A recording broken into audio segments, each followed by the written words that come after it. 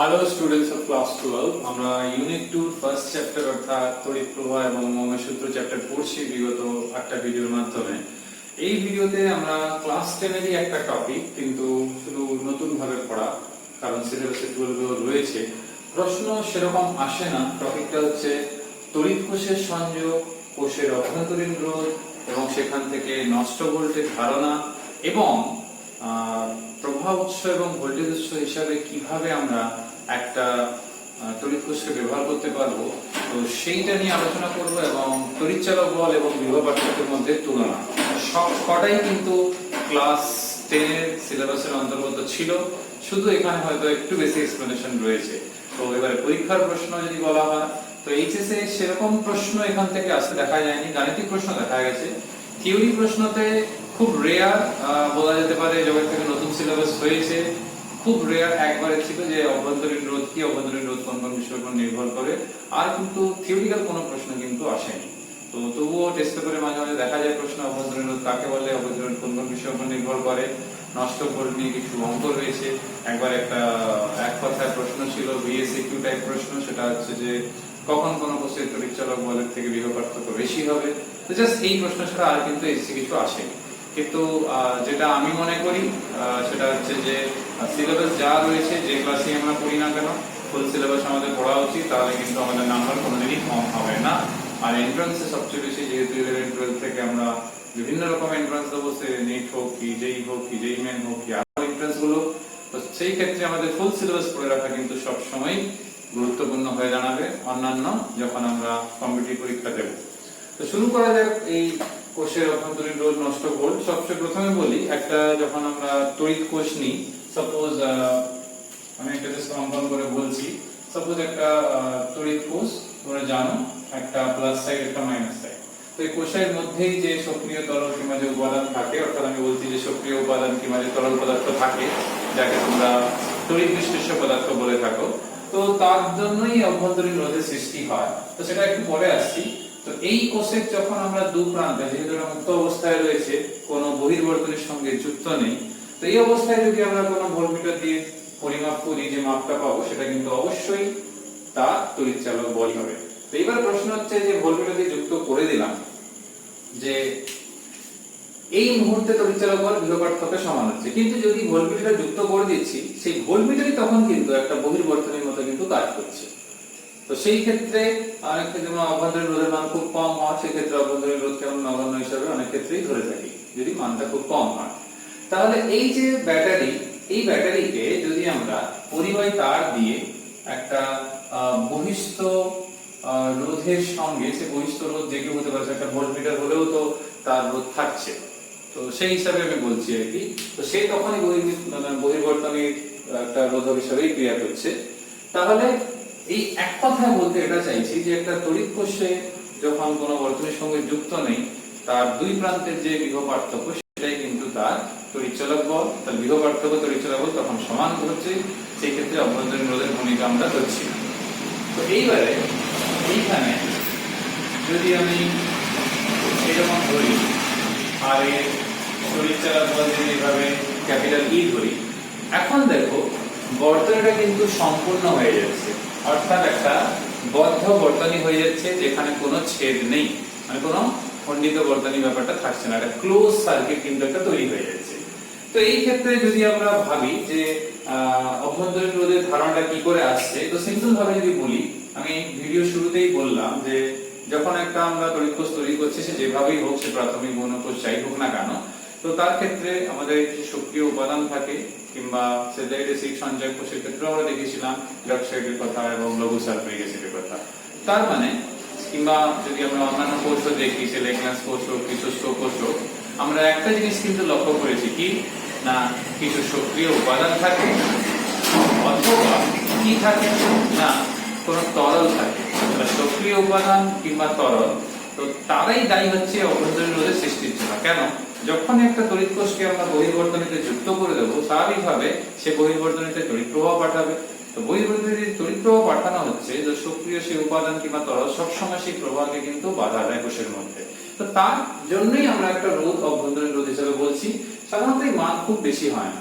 তার প্রশ্ন হচ্ছে অভ্যন্তরীণ রোধ কিসের উপর নির্ভর করে? তোমাদের টেক্সট বইতে অবশ্য লেখা নেই, তোমরা ক্লাস 10 কিন্তু পড়েছো। তো সেই অভ্যন্তরীণ রোধ নির্ভর করছে, তোমরা জানো একটা কোষ আছে মানে সেখানে তড়িৎদ্বার থাকবে। তো সেই তড়িৎদ্বারের মধ্যে ধরাধরি এই দুটো আমি তড়িৎদ্বার হিসাবে ধরি, তো এই তড়িৎদ্বারের মধ্যবর্তী দূরত্বের উপরে নির্ভর করে। তো তড়িৎদ্বারের মধ্যে দূরত্ব যদি বাড়িয়ে দেওয়া হয় তো স্বাভাবিকভাবে অভ্যন্তরীণ রোধ বেড়ে যাবে। আবার কি না সক্রিয় তরলের মধ্যে এটা নিমজ্জিত অবস্থায় থাকে, যদি অতটা ধরো নিমজ্জিত ছিল অতটা এবার বেশি নিমজ্জিত হয়ে গেল, তবে স্বাভাবিকভাবে অভ্যন্তরীণ রোধ কিন্তু কমে যাবে।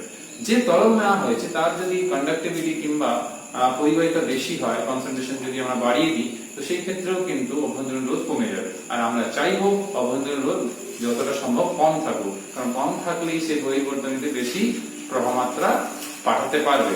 কম পাঠালে আমাদের কিন্তু খুব একটা লাভ নেই। ওই জন্য আমাদের সবসময় চাইবো যে অভ্যন্তরীণ রোধ যে কোষের যত কম সে তত ভালো। ওই জন্য দেখবে প্রাথমিক কোষ থেকে গৌণ কোষের কিন্তু ব্যবহার বেশি রয়েছে, কারণ সে স্থির মানের এবং উচ্চ মানের প্রবাহমাত্রা পাঠাতে পারে। তো যে ক্ষেত্রে উচ্চ মানের লাগবে সেক্ষেত্রে ব্যবহার করবো, যে ক্ষেত্রে কম মানের লাগবে যে ক্ষেত্রে আমরা প্রাথমিক কোষ ব্যবহার করবো। এবার আসছি নষ্ট ভোল্টের কথা।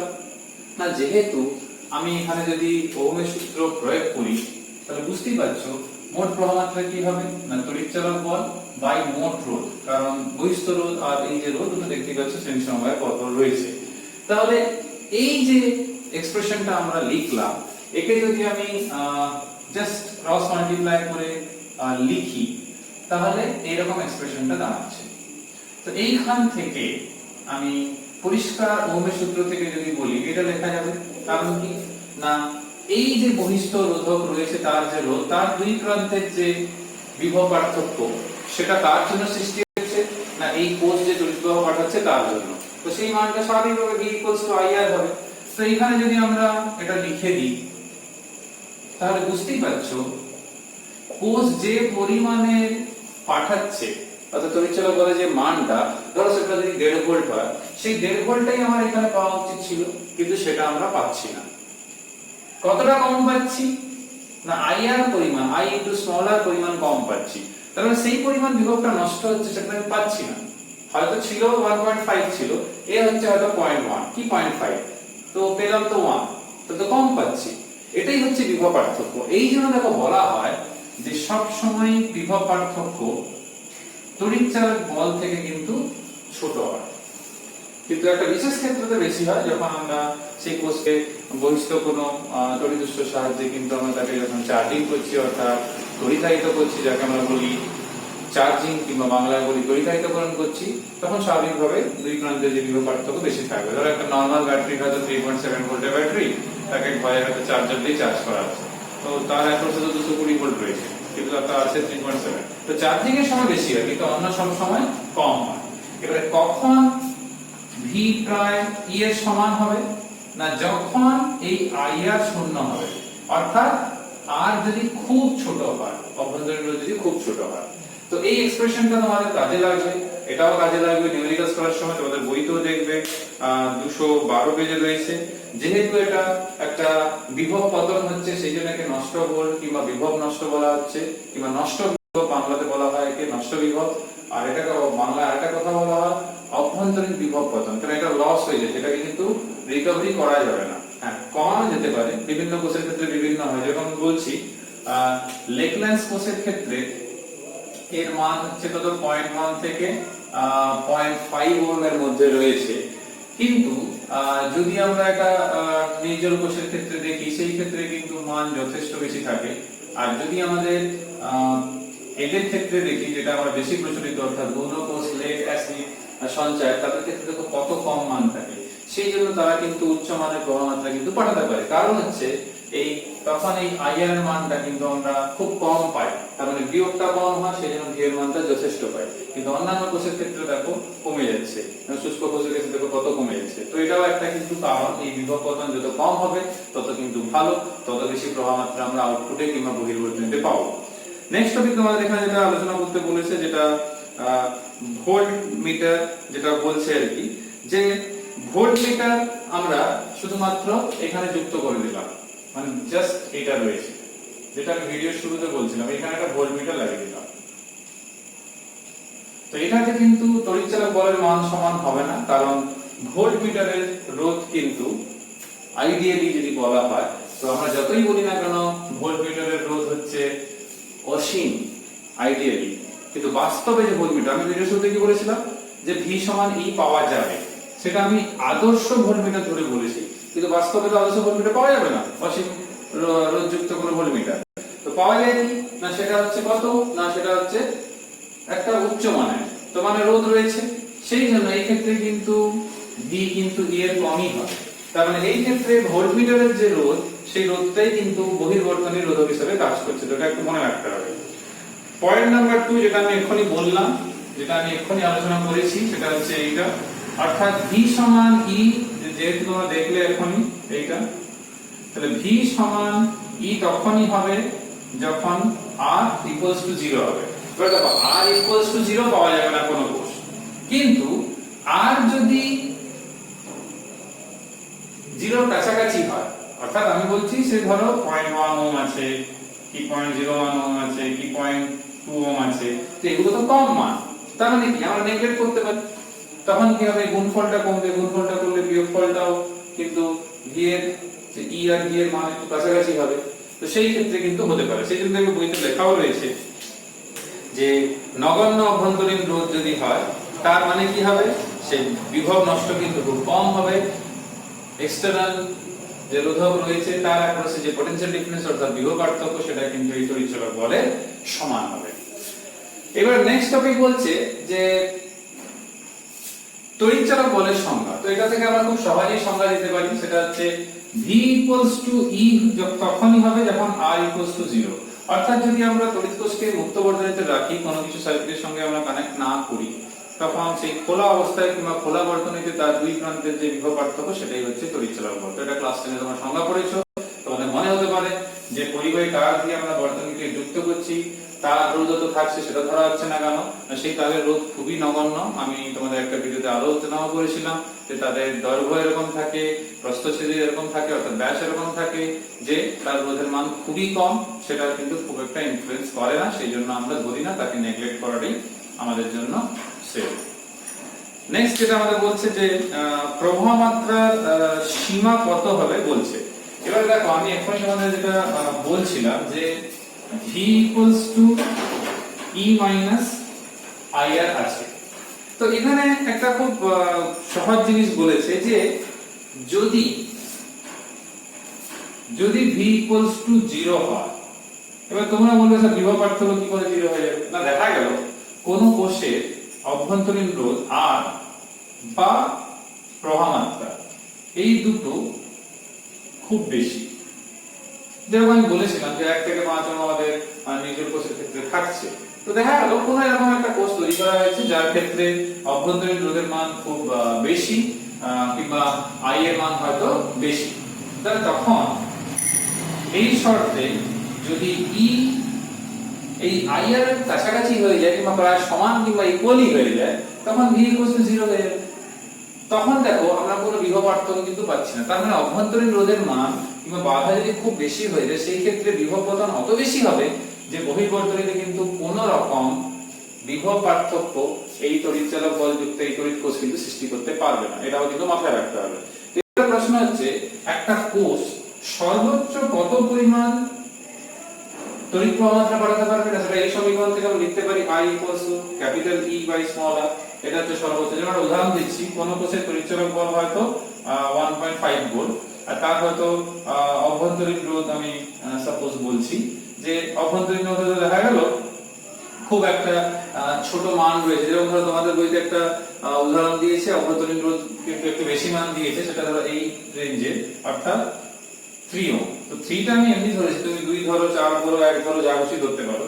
তো এই ক্ষেত্রে যদি আমরা দেখি তাহলে কত আসছে না 1/2 অ্যাম্পিয়ার, আমি বইয়ের উদাহরণটাই বললাম, তার মানে কি 0.5 অ্যাম্পিয়ার। তার মানে এই বর্তনীতে এই পার্টিকুলার তড়িৎ কোষ এর থেকে বেশি কিন্তু তড়িৎ প্রবাহ মাত্রা বাড়াতে পারবে না, তো এটা তার সর্বোচ্চ সীমা হয়ে গেল। এটা তাহলে কিছু অঙ্ক করার ক্ষেত্রে খুবই কাজে লাগবে। এবার বলতে পারো যে স্যার এখানে তো খুব কম মান বেরোলো, তাহলে বাস্তবে কি এর ব্যবহার হবে, না বাস্তবে এর ব্যবহার বেশি নেই, এই জন্য তো অন্য কোষ ব্যবহার করি, কারণ তাদের ক্ষেত্রে মান কম, সেই ক্ষেত্রে এই মানটা বাড়বে। তো আমাদের উদ্দেশ্য থাকবে বর্তনীতে আমরা একই কোষ ব্যবহার করে, অর্থাৎ তার বদলে যদি অন্য কোনো কোষ ব্যবহার করি যেন বেশি প্রবাহ মাত্রা আমরা পাই, তো এটা একটা মাথায় রাখতে হবে। নেক্সট টপিক হচ্ছে যেটা আমি তোমাদের বলেছিলাম যে একটু ভালো করে পড়তে হবে, সেটা হচ্ছে কখন আমরা ভোল্টেজ উৎস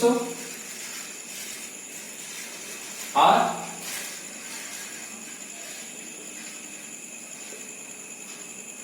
প্রবাহ উৎস আমরা তৈরি করতে পারবো একটাই তড়িৎ কোষ থেকে, কোন শর্তে, কি কি শর্ত সেটা থাকবে। তো সবচেয়ে প্রথমে আমরা এই ভোল্টেজ উৎস নিয়ে যদি বলি, তো আমরা এখানে সমীকরণটা লিখে দিয়েছি, সমীকরণটাকে শুধু এখানে টেনে নিয়ে এলেই হবে। ধরো এই সমীকরণটার কথা বলছি,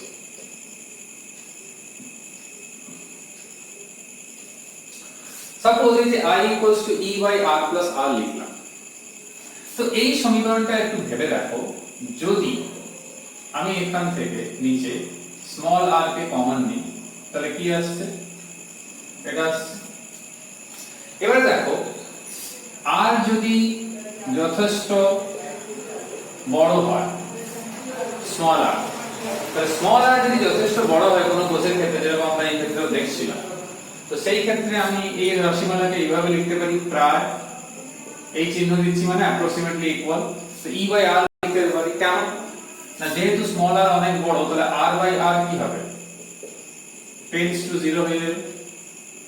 আমি সর্বোচ্চ মান যদি R হয়ে ইনফিনিটি, তাহলে 0 প্লাস 1, এখানে R ইনটু 1 R থাকবে, তাহলে E এর মান ফিক্স, সেই ব্যাটারির জন্য R এর মানও ফিক্স। তাহলে এখান থেকে আমি সহজেই বলতে পারবো এই একটা প্রবাহ উৎস হিসাবে ব্যবহার করতে পারি। এবার প্রশ্ন হচ্ছে তাহলে ভোল্টেজ উৎস হিসাবে কিভাবে করব, না I এর মান তো আমরা জেনে গেছি এরকম, তাহলে V এর মান কি হবে, অর্থাৎ এই রোধক যেটা বহিস্থ রোধ রয়েছে, যেহেতু এটাকে বহির্বর্তনীর অন্তর্গতই বলা হবে, বহিস্থ রোধ এক্সটার্নাল রেজিস্ট্যান্স, এটা যে এখানে পোটেনশিয়াল ডিফারেন্স কত, বিভব পার্থক্য V, তো V = IR, এখানে মান বসানো যাক ER by R plus R। শুধুমাত্র তোমরা কাজ করবে এই যে R রয়েছে এটাকে নিচে নামিয়ে দাও, তাহলে এটা আসছে। এটাকে কিভাবে লিখতে পারি আমরা, এইবার এখানে একটা জিনিস লক্ষ্য করে দেখো, যদি স্মল r এর মান ক্যাপিটাল R এর থেকে খুব ছোট হয়, তাহলে r কে আমি লোয়েস্ট ভ্যালু 0 ধরতে পারি। তার মানে কত হচ্ছে, এটা R বাই R তখন টেন্ডস টু 0, কারণ E পাওয়া যাচ্ছে, তার মানে ফিক্সড তড়িৎচালক বল পাওয়া যাচ্ছে। তার মানে তখন আমরা একে বলতে পারি ভোল্টেজ উৎস। তাহলে দেখো ভিন্ন ভিন্ন শর্তে একই কোষ, যার ক্ষেত্রে হয়তো আর খুব বড়, কোন কোষ তার ক্ষেত্রে হয়তো আর ছোট, তাকে আমরা তৈরি করতে পারি, প্রবাহ উৎস হিসেবে ব্যবহার করতে পারি এবং ভোল্টেজ উৎস হিসেবে ব্যবহার করতে পারি। তোমার বইতে এটা রয়েছে, এটাকে মনে রাখবে। নেক্সট দেখবে এখানে যখন ওরা বর্তনী এঁকেছে, আমার মতোই বর্তনী রয়েছে, শুধুমাত্র দেখবে এখানে একটা তীর চিহ্ন রয়েছে। এর মানে হচ্ছে প্রথমে যেটা এঁকেছিলাম যখন আমাদের তীর চিহ্ন ছিল না, তার মানে সেখানে রোধকের রোধের মান কিন্তু ফিক্স, চেঞ্জ হয়নি। কিন্তু যখন আমরা এরকম তীর চিহ্ন দিচ্ছি তখন সেটা একটা রিওস্ট্যাটকে বোঝাচ্ছে। রিওস্ট্যাট মানে হচ্ছে পরিবর্তনশীল রোধক, যা রোধের মান একটা ফিক্স পাল্লার মধ্যে, যা খুশি নয়, কিন্তু যে 0 থেকে ইনফিনিটি সবই পারবো তা না, একটা ফিক্স পাল্লা সেটা উল্লেখ করা থাকে, যে অত থেকে অত ওহম আর প্রবাহ মাত্রা অত থেকে অত, তো তার মধ্যে সেটা ভ্যারি করানো যায়। তো ল্যাবরেটরিতে এক্সপেরিমেন্টে খুবই কাজে লাগে, না বারবার রোধক খুলে চেঞ্জ করা খুব টাইম ওয়েস্ট আর খুবই ঝামেলা, ওগুলোকে অতগুলোকে অ্যাসেম্বল করা। তো একটা নির্দিষ্ট পাল্লায় পাওয়া গেলে কিন্তু রোধকে আমরা খুব সহজে চেঞ্জ করতে পারি। তোমরা প্র্যাকটিক্যালি এগুলো নিয়ম দেখবে। এরপর দেখবে বইতে উদাহরণে রয়েছে 213 পেজ থেকে 214 পেজে মোট 6টা অঙ্ক রয়েছে, তো সবগুলোই করতে হবে। তো তার মধ্যে আমি এটাই বলবো যে তোমরা যেটা করবে সেটা সবকটাই করবে, কিন্তু 6টা একটু বেশি ভালো করে করবে, কারণ 6টা একটু গুরুত্বপূর্ণ রয়েছে, ওটা বুঝতে অনেকেরই প্রবলেম হয়। আর লাস্ট একটা ছোট টপিক বলি, পরীক্ষাতে আসে না, শুধুমাত্র এমনি আছে, যেহেতু তোমরা জানো যে যা রয়েছে সিলেবাসে আমি সবগুলোই আলোচনা করব। তো সেটা হচ্ছে তড়িৎচালক বল ও বিভব পার্থক্যের তুলনা। তো ওটা ক্লাস 10 এ রয়েছে, শুধু আমি ধরিয়ে দিই, একবার মনে করিয়ে দিই। তো এইচএসএ 2001 সালে পড়ার আসেও নি, তাহলে 20 বছর হয়ে গেল, পেরিয়ে গেল বলতে গেলে। তো যদি কোনো কারণে মাসে কিছু যদি কাজে লাগে, তো মূল ব্যাপার এটাই হচ্ছে, যখন কোষ থেকে সাপ্লাই দেওয়া হচ্ছে, অর্থাৎ কোষের তড়িৎচালক বলে যদি কথা বলি, তো সেখানে কি হচ্ছে না, সেখানে যে রাসায়নিক উপাদানগুলো থাকছে, সে তরল হোক কিংবা সক্রিয় উপাদানগুলো, সেইখানে কি হয় না, সেই রাসায়নিক শক্তি তড়িৎ শক্তিতে রূপান্তরিত হয় আর যদি আমরা বিভব পার্থক্যের কথা বলি, যদি বিভব পার্থক্য বলা আছে তো বহিঃ বর্তনীর সাথে যুক্ত হয়েছে, ধরো একটা বাল্ব লাগানো হয়েছে, তাহলে সেই তড়িৎ শক্তি সেখানে কিন্তু তাপ শক্তিতে রূপান্তরিত হয়ে আবার আলোক শক্তিতে রূপান্তরিত হচ্ছে। তার মানে বহিঃ বর্তনীতে যেখানে বিভব পার্থক্যের কথা আসছে সেখানে কিন্তু তড়িৎ শক্তি অন্য শক্তিতে রূপান্তরিত হয়।